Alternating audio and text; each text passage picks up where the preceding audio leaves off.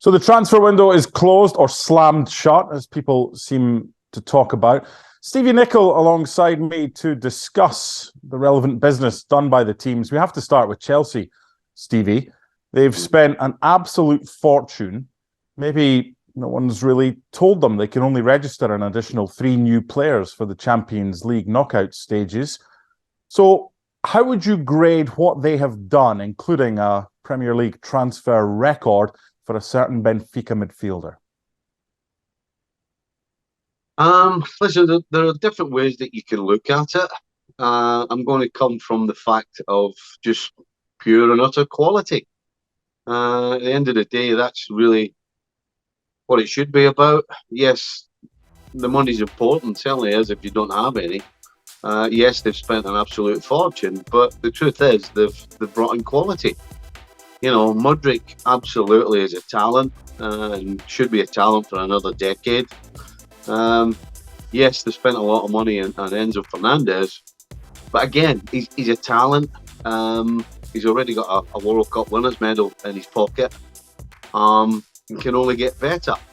Is he worth 120 million or 121 as it was reported? I would say no, but the fact is he is a talent.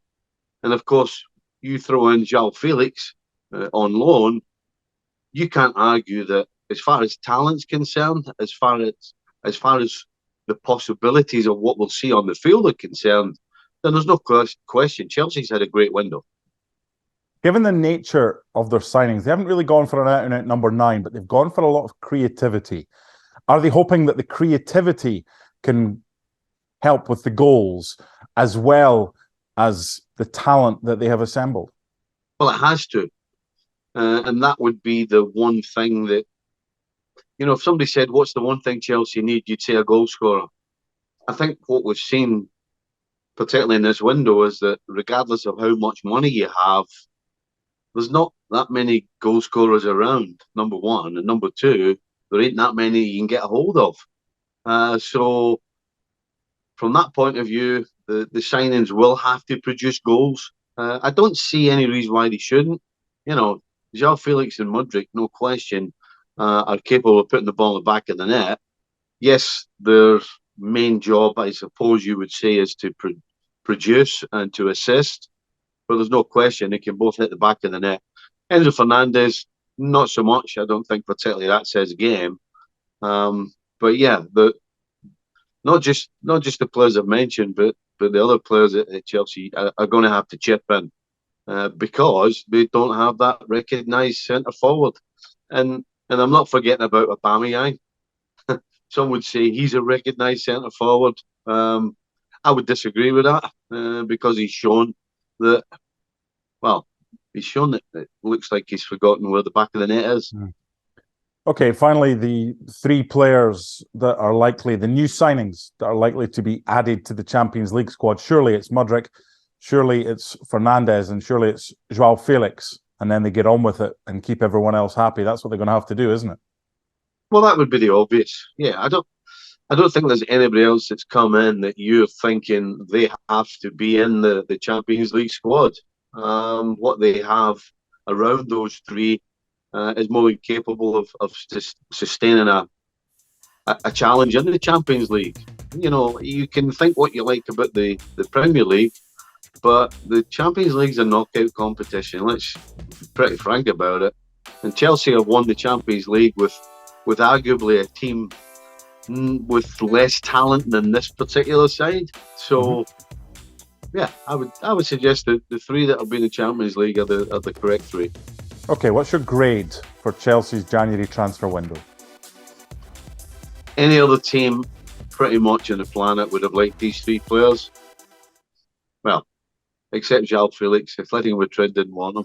But other than that, most normal teams, most normal managers, most normal coaches and fans would want João Felix in particular. So, yeah, I think this is an A, no question.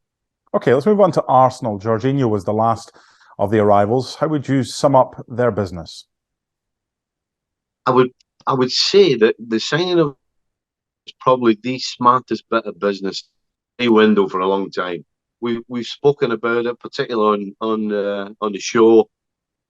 that what happens if Xhaka and Partey get injured?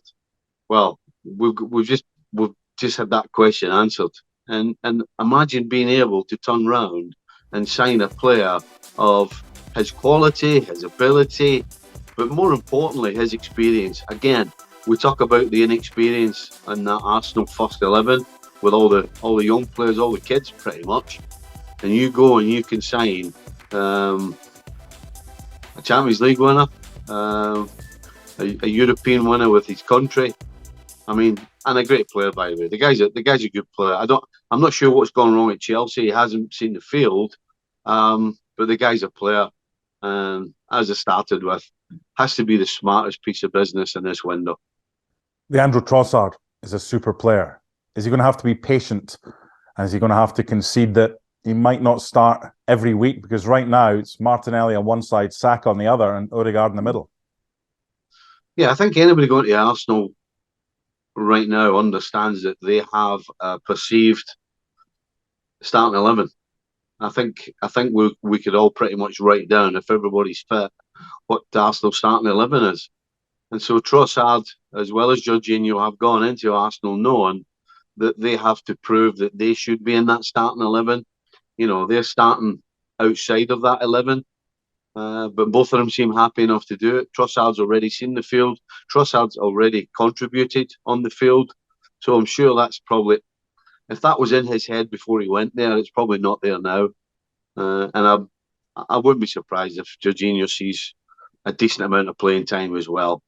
So the answer to your question is yes, but it looks like Trossard would be the good example. It looks like anybody going there knows the position, knows where they stand, and they're more than happy to be in that position. I would suggest Jorginho is in exactly the same frame of mind.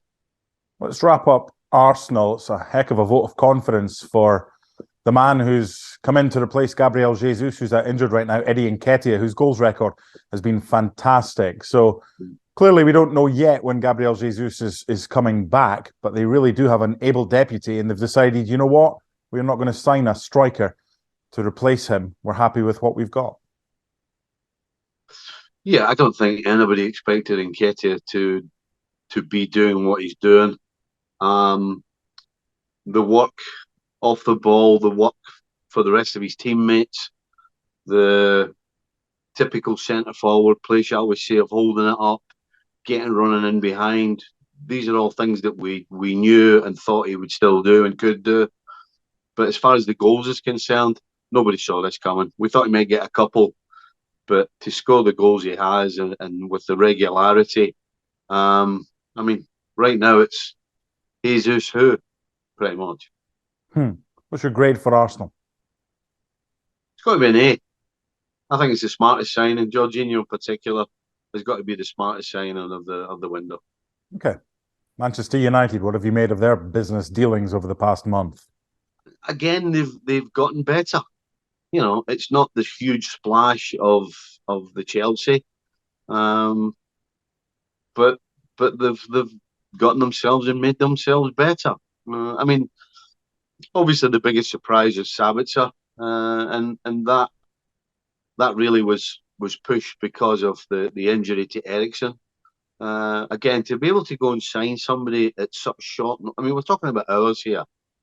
You know, between Eriksen, or everybody knowing Eriksen was going to be out for a decent period of time, and the closing of the transfer window, to be able to turn around and sign a player of Sabitzer's quality is actually, well, hats off to them.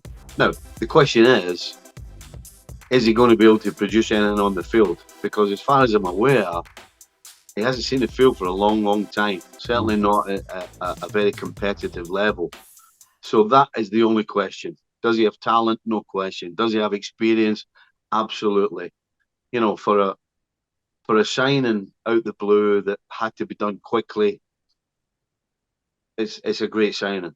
But again, as I said, it's yet to be seen what he can deliver, considering the last time he actually played a proper game of football.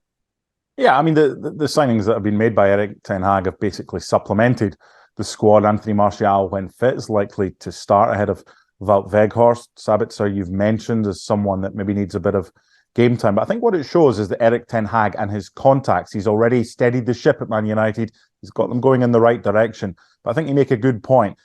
I'm not sure how many managers could have gone and got a quality replacement for Christian Eriksen in the time frame that Manchester United had before the window closed. Yeah, and I guess that's a partner back to Ten Hag that he's not one of these guys that just sits and is happy with what he's got. He's always on the lookout. He's always trying to figure out how they can get better. I mean, both of those signings, the Weghorst and the Sabitzer ones, absolutely out of the blue. Nobody saw any of them coming. And even Weghorst, in a short period of time that he's been there, played a couple of games, has actually added something to United, which I didn't think. You know, again, we were asked on the show, what do you think of the signing of Weghorst? And I'm like, this is a body. You know, they need a centre forward, yes, but really is Weghorst the one they want? Well, he's come in and he's made a difference. He's actually helped. So what do we know? Ten Hag clearly knows what he's doing. Yeah, funny that. Now, so far you've handed out a couple of A's, and I'm wishing you were my teacher when I was at school. What are you giving to Manchester United for their grade? It's got to be a B. Still a pass. I've just said that Weghorst has made a difference. I've also said that Sabitzer on paper is a good signing as well. So yeah, it's a pass. So it has to be not an A, it's a B. Let's go across the city, Manchester City. There were a lot of eyebrows raised when Joao Cancelo ended up at Bayern Munich. What have you made of what they've done in January? I don't think they've moved anywhere. If anything, losing Cancelo, that's going to hurt them. As far as the squad's concerned, as far as team selection's concerned, the argument really would be that there's a reason they let Cancelo go. You know, it seems that he's not a happy camper when he's not playing, and there's nobody, including people like De Bruyne, who Pep's not prepared to sit. So you can't have somebody in the dressing room who's going around with a moaning face, shall we say? We would call it in Scotland. And he's clearly a distraction when he's not playing. And I would suggest that's the reason why he's out the door. But we've got to look at it in football terms. And the truth is that it's a minus for Manchester City that they've lost Cancelo because he is a player. He's a good player. He made a difference when he's playing. And Bayern Munich haven't bought him to stick him on the bench. Bayern Munich have bought him to play him. And that tells you that he can play. So I think you'd have to say overall it's a negative for City because there aren't too many Cancelos around right now. Before we get your grade, there's obviously at least two really good, probably international players for every position at Manchester City. When everyone is available in the City squad and everyone is available in the Arsenal squad, who do you think has the stronger squad? I still think City have the stronger squad because the majority of them have been through it. The majority of them have the medals, they have the T-shirt, they have the experience, they have the know-how, they have the knowledge. They've been through everything. Whereas Arsenal, on the other hand, yes, have a strong squad now, but you know, one of the reasons why I thought the Jorginho signing was as good as it is because of his experience, because they don't have that on their side. They don't have the experience, many of them, if any of them, of league titles, of big Champions League games. They just don't have that experience. And City do. Regardless of form right now, no question Arsenal are the team in form of the two sides. But strength-wise, I think City still just shade it. Two A's and a B so far. What about the grade for Manchester City? It'll be a C. I don't think there's anything particularly positive about this window for them. Losing Cancelo is a negative, so I think it has to be a C. Okay, your old team, Liverpool. What did they do in January, and were you happy with what they did? No. Listen, Gakpo's a good player. That's the major signing. But the truth is that I believe Liverpool's real need is in the middle of the park. You know, right now they can't stop anybody getting at them, and they're not supplying the ball for the front three as much as they used to. So, you know, I thought the main priority would be the middle of the park. And of course, they signed Gakpo. Now, again, Gakpo's a good player. He's had a great World Cup, and he's shown in the Eredivisie that he can create and score goals. Maybe he's, again, a bit like Nunez. He is the future of Liverpool. Unfortunately, right now, that doesn't make you feel any better when you're losing games with the regularity that Liverpool are. So, again, not a particularly great window, I don't believe, for Liverpool. Is Gakpo a good signing? Yes, but overall, he is not what they needed, really. And so, disappointing. I'd have to say it was disappointing, the window for Liverpool. As a former manager yourself, I'm sure you dealt with many injuries over your time in the dugout. How difficult is it for Jurgen Klopp knowing that when he's got everyone available in his first choice 11 to go out in January and to sign X, Y, or Z, knowing that he's still got these guys to come back in? Is it just bad luck for Liverpool with the injuries right now? And is that one of the reasons perhaps why he didn't go and add another one or two big name signings? I don't believe it's why he, having players coming back, I don't believe is a reason why he didn't go and make signings. I think we'd have to question and ask what's going on in the background. Were the players that they wanted not available? Were the players they wanted too expensive? Did they not have money to spend? There's a lot of questions when a club Liverpool's size and a club that are struggling and are in desperate need of strengthening don't really do anything. So I don't think it's probably a straightforward football matter. But as far as Klopp's concerned, he can't think about all these things. He has to concentrate on what he has in front of him. And he can't think about who's coming back and what am I going to do when they come back. He has to prioritise what's happening now and what's happening in the next 5 minutes and what's happening in the next game to get points and get back up that table. So I don't think it's something that Klopp will be sitting thinking about a lot because he can't. Because if you do think about it, then it's a little depressing. That's the honest truth. Now he has to concentrate on what he has available, who's fit, not who's not fit, and not who I want to bring in. Concentrate on the next game. That's his job. Your grades are decreasing so far. Does that continue with Liverpool? Yeah. I mean, it's got to be a C again because Gakpo's a good signing. He's a young player. There's no question that there's loads of potential there. So, it's not like he signed it's not like he signed another Arthur, shall we say, or Artur. Sorry, get his name right. No, that was a complete shambles. So it's not one of them. This guy can play. This guy absolutely will help Liverpool in the future. Let's end with Spurs, Stevie, and one of the sagas of the January transfer window for them was Pedro Porro, and they eventually got him. He's a super player, plays on the right-hand side. They've let Matt Doherty, in one of the more bizarre transfers, go to Atletico Madrid. They've replaced him with Porro. What have you made of their transfer window overall in January at Tottenham Hotspur? Distinctly average as well. I'm sorry, I didn't know an awful lot about Porro. I knew he was at Sporting, but I can't honestly tell you I've seen that much of him. They've already brought in Spence, who they've shipped out as well in this window. So clearly they feel as though the right-hand side is a problem area. As you said, Doherty's gone as well. So there's no question Porro's coming into play because there isn't anybody else. Again, having not seen as much of him as I would like to give you a pure summary of him, he looks exciting. The problem is that I think a player like him coming from the Portuguese league is the defensive side of the game. As I said, it looks exciting going forward, but there's always a question mark in the Premier League. Can you defend when the pressure's on that side of the game? Can players with the talent going forward, can they help the team out defensively? Because that's what you have to do in the Premier League.